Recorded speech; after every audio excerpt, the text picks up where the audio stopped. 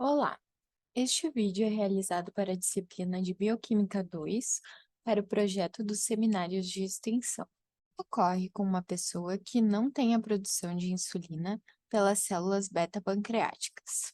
Primeiro, vamos entender onde ocorre a produção de insulina. Ela ocorre nas ilhotas de Langerhans, no pâncreas, e é ativada quando a concentração de glicose no sangue fica maior que a concentração normal, que é cerca de 60 a 90 miligramas para 100 ml de sangue no total. O aumento da concentração de glicose ocorre após uma refeição rica em carboidratos, provocando a secreção de insulina pelas células beta-pancreáticas e a inibição da glucagon pelas células alfa-pancreáticas. E qual a relação da insulina com isso tudo? A insulina, ao ser liberada, dispara a movimentação de pequenas vesículas intracelulares em células do tecido adiposo, do músculo esquelético e cardíaco, que migram para a membrana plasmática. Essas vesículas carregam consigo o transportador GLUT4, que, ao se localizar na membrana plasmática, consegue captar a glicose do sangue para os tecidos, aumentando a velocidade de captação em 15 vezes ou mais.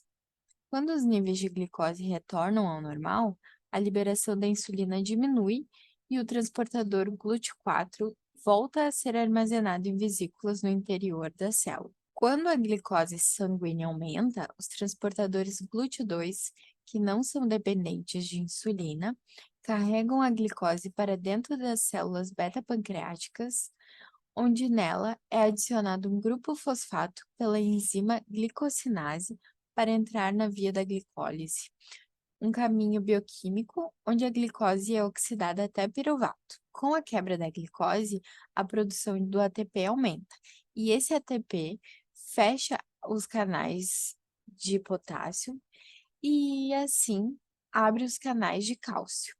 A entrada de cálcio no citosol que vai liberar a secreção da insulina pelas células beta-pancreáticas. Portanto, a atividade dos canais de potássio são essenciais para a regulação da secreção da insulina.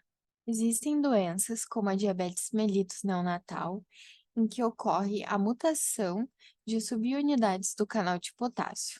Essas mutações abrem permanentemente o canal de potássio e, assim, o canal de cálcio não se abre para que o cálcio entre nas células beta-pancreáticas e, assim, ocorre a liberação de insulina. A diabetes mellitus neonatal é uma doença monogênica e cerca de 80% dos casos possuem causa genética.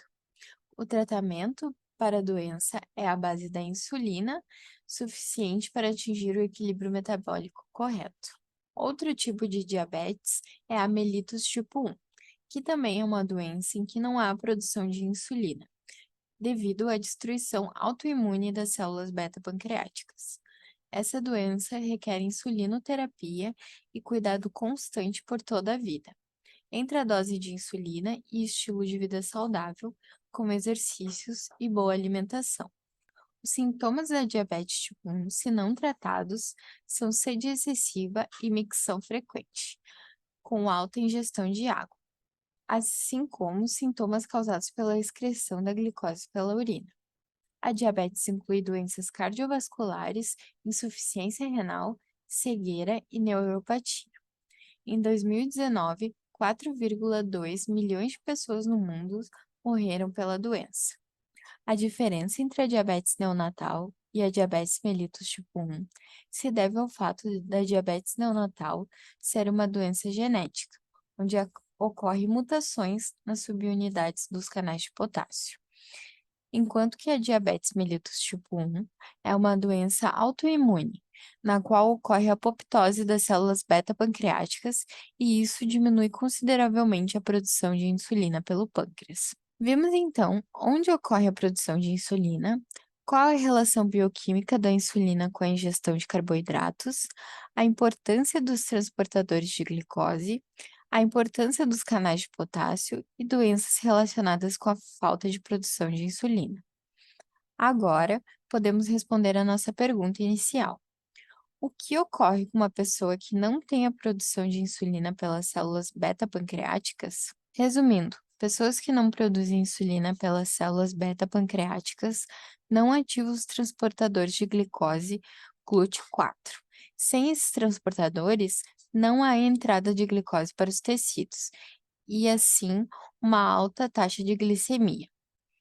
Pessoas com essa condição terão diabetes mellitus tipo 1, além de não desempenharem bem os mecanismos de conversão de glicose em glicogênio e triacilgliceróis. Obrigada.